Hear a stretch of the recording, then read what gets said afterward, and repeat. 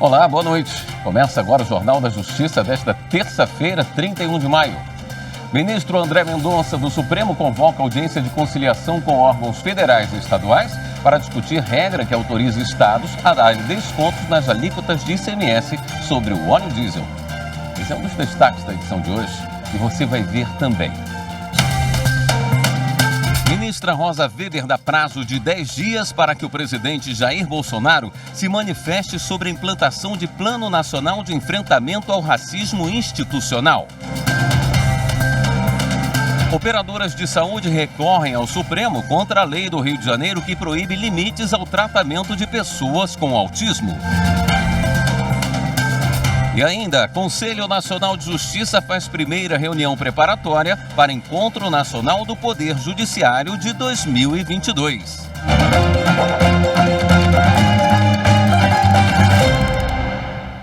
O ministro André Mendonça, do STF, convocou uma audiência de conciliação com órgãos federais e estaduais para discutir a eficácia de duas cláusulas do convênio do Conselho Nacional de Política Fazendária que autorizam os estados a darem descontos nas alíquotas de ICMS sobre óleo diesel.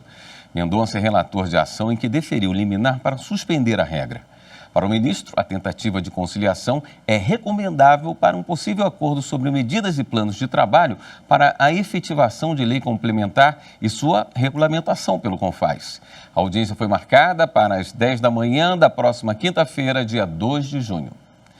A ministra Rosa Weber, vice-presidente do Supremo Tribunal Federal, deu prazo de 10 dias para que o presidente Jair Bolsonaro se manifeste sobre o pedido de implantação de um Plano Nacional de Enfrentamento ao Racismo Institucional. O objetivo do plano é que sejam reconhecidas e sanadas violações sistemáticas de direitos constitucionais da população negra. 7 partidos políticos e um grupo de organizações sociais entraram com ação no Supremo Tribunal Federal no dia 13 de maio, data que marcou os 134 anos da assinatura da lei que aboliu a escravidão no país. O pedido é para que o governo federal elabore um plano nacional de enfrentamento ao racismo institucional. As entidades alegam violação sistemática dos direitos fundamentais da população negra. A ação pretende que sejam sanadas omissões do governo que têm levado ao desrespeito dos direitos à vida, à saúde, à segurança e à alimentação digna da população negra. O processo aponta também o aumento da letalidade de pessoas negras em decorrência de violência policial e do desmonte de políticas públicas de atenção à saúde e de redistribuição de renda, que dificulta o acesso às condições de vida digna. A ministra Rosa Weber, vice-presidente do Supremo Tribunal Federal, é a relatora do caso. Ela deu prazo de 10 dias para que o presidente da República, Jair Bolsonaro, se manifeste no pedido de elaboração do plano. A ministra também pediu a manifestação da Advocacia Geral da União e da Procuradoria-Geral da República sobre o assunto. A União Nacional das Instituições de Autogestão em Saúde, Unidas, contestou uma lei do Rio de Janeiro que proíbe limitação de tratamento para pessoas com autismo. A ação foi distribuída à ministra Carmen Lúcia. A lei estadual de 2021 impede a limitação de consultas e sessões de fisioterapia, fonoaudiologia, terapia ocupacional e psicoterapia no tratamento das pessoas com transtorno do espectro autista. A norma também abrange casos associados à deficiência física, intelectual, mental, auditiva, visual e a altas habilidades e superdotação. Com argumento similar ao apresentado em outra ADI, que questiona lei semelhante de Mato Grosso do Sul, a Unidas alega que a norma contraria a legislação federal sobre a matéria. A relatora é a ministra Carmen Lúcia, que já requisitou informações ao presidente da Assembleia Legislativa e ao governador do Rio de Janeiro, e a manifestação da Advocacia Geral da União e da Procuradoria-Geral da República. O ministro Dias Toffoli, do STF, arquivou queixa-crime apresentada pela deputada Tabata Amaral contra o também deputado Eduardo Bolsonaro. No Twitter, Eduardo escreveu que o projeto de lei que trata da distribuição de absorventes íntimos, de autoria de Tabata, teria interesse em atender ao lobby de um empresário fabricante de produtos de higiene. O deputado foi acusado de difamação, mas defendeu que a publicação está dentro de contexto de discussão política e de interesse social.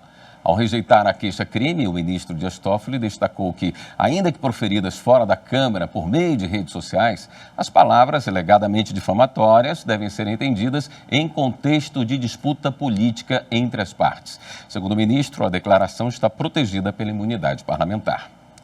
Foi realizada hoje à tarde a primeira reunião preparatória para o 16º Encontro Nacional do Poder Judiciário de 2022, evento que define diretrizes para a justiça brasileira. A reunião ocorreu de forma híbrida no Conselho Nacional de Justiça. Um dos objetivos é acompanhar a execução das ações destinadas ao cumprimento das metas nacionais de 2021.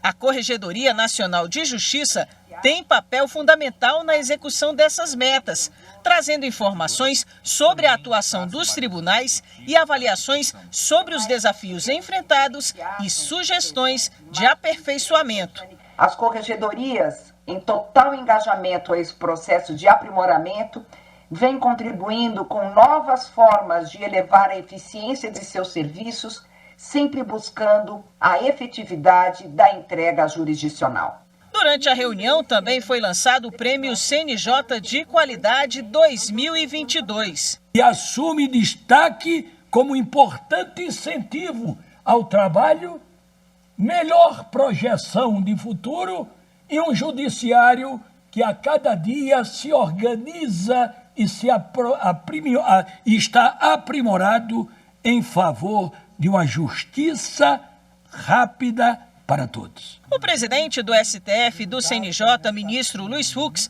destacou os números que mostram que o Poder Judiciário seguiu trabalhando mesmo diante dos desafios da pandemia. Em 2021, segundo dados da meta número 1, foram distribuídos 18.161.840 processos, dos quais 17.745.294 foram efetivamente julgados. Fux também ressaltou que o diálogo entre os tribunais tem permitido a continuidade de ações e programas estratégicos, como Justiça 4.0, que busca incrementar a eficiência do Poder Judiciário, tornando a justiça ainda mais acessível por meio do uso de ferramentas tecnológicas e digitais de ponta.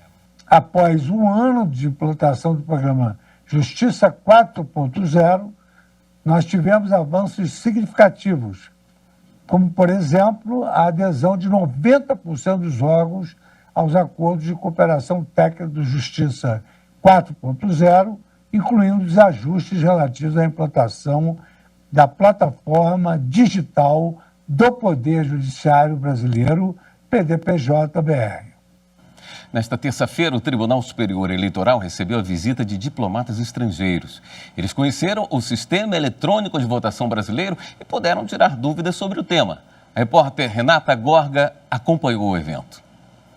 A abertura do evento foi feita pelo presidente do Tribunal Superior Eleitoral, ministro Edson Fachin, e pela ministra substituta do TSE, Carmen Lúcia. O ministro Fachin falou sobre a segurança do sistema eletrônico de votação e criticou quem luta contra a democracia. O enredo parece sempre o mesmo: buscar a conturbação, incutir a desconfiança entre os espíritos desavisados para minar a legitimidade dos eleitos e da própria vida democrática.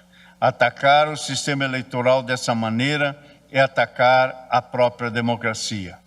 Mas aqui no Brasil, estamos confiantes porque a maturidade e a estabilidade das instituições brasileiras não permitirá que esses barulhos perturbem a vida democrática. A ministra Carmen Lúcia também fez um alerta para o que chamou de, abre aspas, mentiras plantadas dolosamente, fecha aspas. Questionamentos que são apresentados de forma leviana, de forma irresponsável e que são, eu nem vou chamar, presidente, Vossa Excelência vai me permitir, de fake news, são mentiras plantadas dolosamente com objetivos específicos de desacreditar o que tem a crença e a confiança, porque é transparente o processo.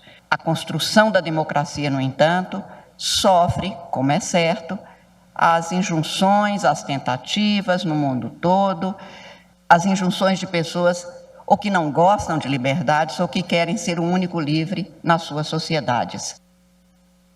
No evento, os diplomatas ainda conheceram o calendário das eleições e as ações da Justiça Eleitoral para combater a desinformação. Os convidados também participaram de uma votação simulada para eleger o time de futebol preferido. E daqui a pouco começa a sessão plenária do TSE, logo depois do Jornal da Justiça. Repórter Henrique Amaral tem as informações. O destaque da sessão de logo mais é uma consulta do Partido Social Democrático, o PSD. O partido quer saber do TSE se é possível usar o Pix para arrecadar doações de pessoas físicas. O PSD também questiona o tribunal sobre pagamentos feitos pelo Pix e ainda se é permitido usar o Pix para vender convites de eventos que pretendam arrecadar recursos para a conta do partido fora do período eleitoral. O ministro Sérgio Banhos é o relator da consulta. A seguir, Justiça Federal em Minas autoriza a operação contra a exploração sexual infantil na internet.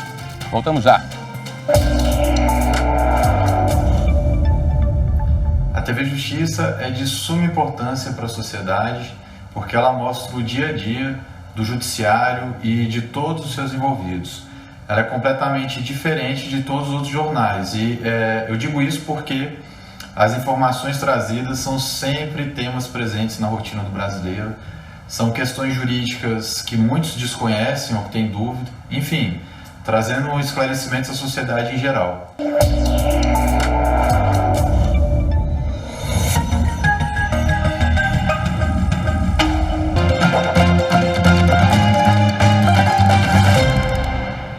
A Justiça Federal em Minas Gerais autorizou uma operação para combater a exploração sexual infantil na internet. Policiais realizaram ações em 8 cidades mineiras. Cerca de 80 policiais federais cumpriram mandados de prisão e de busca e apreensão autorizados pela 35ª Vara Federal de Belo Horizonte. As ordens foram cumpridas em 8 cidades mineiras, incluindo a capital Belo Horizonte, Uberaba e Juiz de Fora. 11 pessoas foram presas, 10 em flagrante. Uma tinha mandado de prisão temporária determinado pela Justiça. Os policiais federais chegaram até os suspeitos depois de rastrear as informações na internet e identificar os usuários que compartilhavam e comercializavam material pornográfico de crianças e adolescentes na rede. Os envolvidos podem responder por adquirir e divulgar material pornográfico infantil na internet. O crime está previsto no Estatuto da Criança e do Adolescente e a pena pode chegar a 10 anos de prisão, além de pagamento de multa. No Rio Grande do Norte, o Ministério Público Federal denunciou um falso médico que usou diplomas e documentos ilegais para exercer a profissão. Durante a investigação, o Ministério Público Federal descobriu que o homem exercia ilegalmente a medicina desde 2009 em cidades do Amazonas e de Mato Grosso. Inclusive, participava do Programa de Saúde Familiar, criado pelo governo. Para isso, ele apresentou diploma de medicina e certificações falsos, supostamente emitidos por instituição da Bolívia, para obter a revalidação no Brasil. O falso médico foi denunciado pelo exercício ilegal da profissão, além da falsificação de documentos públicos, uso de documentos falsos e fraude processual. Outro ponto que chamou a atenção do MPF neste caso foi o suposto esquema de validação de diplomas falsos emitidos na Bolívia. Isso porque até agora 14 documentos sem valor foram descobertos. A segunda turma do Superior Tribunal de Justiça reafirmou o entendimento de que valores recebidos por liminar cassada devem ser restituídos. Inicialmente, o Tribunal Regional do Trabalho da Primeira Região concedeu o mandado de segurança para que servidores da Justiça Federal, no Rio de Janeiro, recebessem diferença relativa a uma função comissionada. O Tribunal Superior do Trabalho cassou o acórdão do TRT. Os servidores, então, ajuizaram a ação na Justiça Federal para não haver o desconto nos salários dos valores recebidos após a concessão da liminar. O Tribunal Regional do Trabalho da Segunda Região manteve a sentença para impedir que a União desconte os valores. Mas o STJ deu provimento ao recurso da União e reformou o acórdão do TRF2. Com isso, o desconto salarial poderá ser feito. A relatora, ministra Suzete Magalhães, explicou que, em vez de interpretação errônea de lei ou de erro administrativo, o caso diz respeito ao recebimento de valores por meio de decisão judicial precária.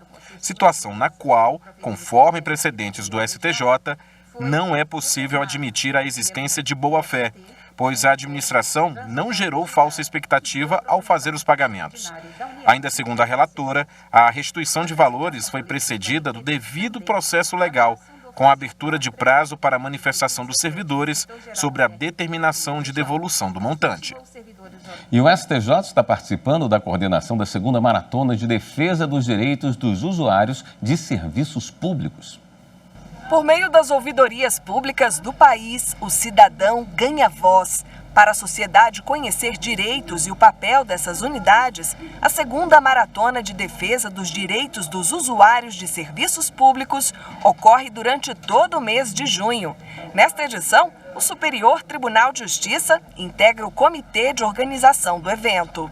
A maratona ela foi idealizada pela CGU e esse ano a participação do STJ vem para contribuir e também para incentivar que mais órgãos do Poder Judiciário participem da iniciativa, difundindo as suas ouvidorias e os serviços prestados à sociedade. A adesão à maratona é bem simples, basta acessar o site da CGU, preencher o formulário de adesão e após seguir as instruções e postar em suas redes sociais os cards da campanha. Em média, 500 demandas por mês chegam aqui na ouvidoria do STJ. São elogios, pedidos de informações, sugestões que ajudam a aprimorar o serviço público da Corte. Com a 2ª Maratona de Defesa dos Direitos dos Usuários de Serviços Públicos, a expectativa é que aumente a procura pelos serviços da ouvidoria. O prazo de inscrição para as ouvidorias públicas de todos os níveis da Federação e dos poderes vai até o dia 10 de junho. As publicações relacionadas à campanha devem conter a hashtag oficial "Esse direito é de todos". Serão premiadas com troféus e certificados as 3 ouvidorias com maior número de visualizações. Essa campanha ela tem por espírito motivar as ouvidorias a fomentarem a participação social, né, para que o cidadão conheça o canal da ouvidoria, que é um meio para se comunicar com o Estado. Então, mais do que um troféu que será dado àquelas ouvidorias que se destacarem na mobilização por meio de suas redes sociais, essa campanha busca alcançar efetivamente o cidadão para que ele conheça como exercer os seus direitos. A iniciativa é realizada em junho para comemorar o mês da criação da Lei de Proteção e Defesa do Usuário do Serviço Público, instituída há 5 anos. A maratona vem não só para celebrar essa grande conquista que foi a Lei de Defesa dos Usuários, como também para reforçar o papel das ouvidorias como esse canal de participação social e a importância de que a gente tenha serviços públicos prestados com qualidade no interesse do cidadão. A Advocacia Geral da União participou do lançamento do Comitê de Resolução de Disputas Judiciais de Infraestrutura. A Advocacia Geral da União participou do lançamento do Comitê de Resolução de Disputas Judiciais de Infraestrutura, fruto do grupo de trabalho instituído pelo Conselho Nacional de Justiça, que a AGU integra. Poderão ser submetidos à análise desse comitê conflitos judiciais em relação a projetos qualificados no Programa de Parceria de Investimentos. A Advocacia Geral vai estar presente em todas as etapas para auxiliar na segurança jurídica e no tratamento adequado dos litígios, além de trazer soluções rápidas a conflitos que tratam de projetos com valores expressivos, como são as concessões de transportes, por exemplo. A AGU está pronta, como sempre esteve, para iniciativas como essa, de dar sustentação jurídica e paz social para esse tipo de investimento tão importante num país como o nosso, que ainda, pelo enorme avanço que foi feito nos últimos anos ali no Ministério da Infraestrutura, mas ainda é um país ainda que precisa de muito investimento. No próximo bloco, a gente fala sobre as mudanças na Lei de Alienação Parental. Voltamos já. A TV Justiça comemora seus 20 anos. E isso é razão de imenso orgulho não só para nós, operadores do direito, mas, sobretudo, para toda a sociedade em geral. Porque informar também é um ato de cidadania. Parabéns, TV Justiça, pelos excelentes serviços prestados à comunidade brasileira.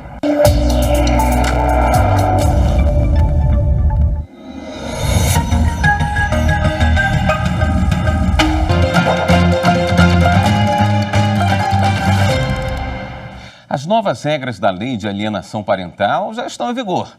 Nesta reportagem você vai ver como o problema é identificado e as punições para quem comete essa prática e dificulta a convivência da criança com o ex-parceiro, seja o pai ou a mãe do menor. Geralmente, o problema começa após a separação do casal. Um dos genitores desqualifica o outro para tentar romper os laços da criança ou do adolescente. Os ataques podem não surgir só do pai ou da mãe, mas também de outros integrantes da família, que tenham autoridade, guarda ou vigilância. Essa é a alienação parental, movida pela raiva ou ódio do ex-parceiro ou da ex-parceira. Nesse cenário, muitas vezes, o desejo de vingança é maior que o amor pelo próprio filho. A criança ou adolescente são usados para atingir o outro. Infelizmente, uma prática cada vez mais comum, que interfere diretamente na formação psicológica dos filhos. Eles crescem inseguros, com medo, podem desenvolver rejeição ao pai ou à mãe, apresentar ansiedade e outros transtornos. Nesses aspectos, o tratamento psicoterápico para todo mundo, não é só para a criança, é para o adolescente, é para o pai, é para a mãe, muitas vezes é um trabalho familiar. Ele é fundamental para evitar que as consequências que são graves, e nós encontramos aí desde distúrbios gástricos, distúrbios de sono, distúrbio da escolaridade, é muito comum na adolescência o uso de drogas, a gravidez adolescente, né, a gravidez precoce, a depressão e o suicídio. Não avisar sobre eventos escolares e outras atividades da vida do filho, não incentivar a criança a ir à casa do pai ou da mãe ou mudar de endereço, com o objetivo de dificultar a convivência, configuram alienação. É preciso que a gente examine o sofrimento que está causando, o sistema que está envolvido e como esse sistema está envolvido, quais são a linha do tempo, né, desse processo, em que momento esses atos começaram a acontecer. Os processos de alienação parental podem ser abertos de forma autônoma na Justiça, mas a maior parte deles é discutido dentro de processos de guarda e visitação das crianças. É o caso deste pai. Ele diz que sempre foi alvo da ex-mulher, que não aceita a separação e mantém uma campanha de difamação contra ele.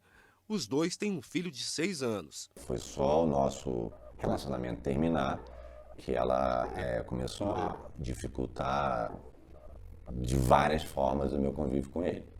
Desde não estabelecer visita, desde entrar na justiça pedindo guarda unilateral, alegando uma série de coisas que ela não pôs uma prova. Mesmo com o termo de guarda, depois ela não cumpria, ela sempre falava que o meu filho estava doente, que não podia ir, e eu não podia nem verificar se ele estava doente.